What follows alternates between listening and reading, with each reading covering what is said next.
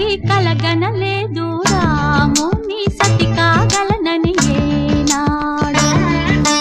రాముడు అనుకోలేదు జానకి పతి కాగలనని ఆనాడు.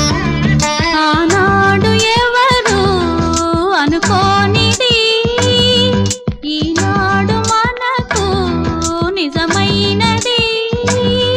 ఆ రామాయణం మన జీవన పారాయణం. రాముడు అనుకోలేదు జానకి పతి కాగలనని ఆనాడు.